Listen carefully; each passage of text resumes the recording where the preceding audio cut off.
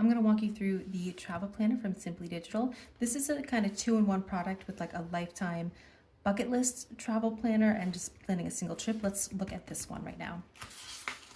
So it starts off with exactly that, your bucket list.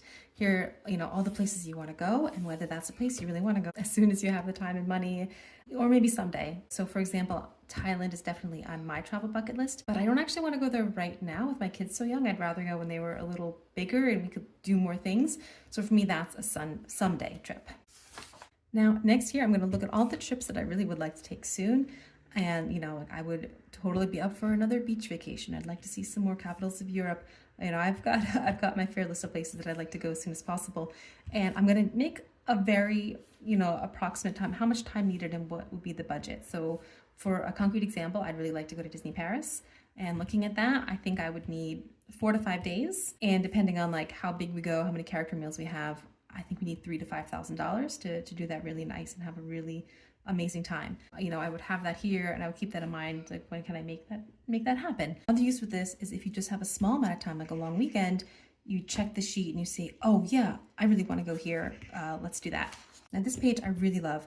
So here, looking at every year and how old I will be, and in my case I have kids, how old my kids will be. So like I mentioned Thailand, I don't really want to go there when my youngest is 6. I want to go there in like another 5 years or even 10 years. Then that trip to me makes a little bit more sense.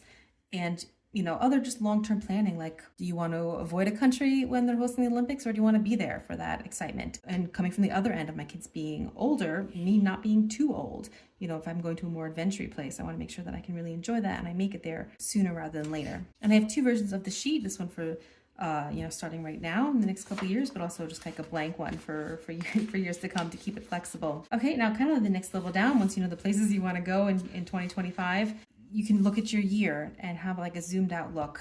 Personally, I kind of don't enjoy taking like 2 big trips really close to each other. Also just things to keep in mind to kind of spread out the travel aspect of life. And I live in the Swiss Alps, so January, February, it's kind of nice to be exactly where we are. I would never want to take a trip in September because that's already a lot going on. But I also know of course I'm going to visit my family this summer. Got some long weekends and some school holidays.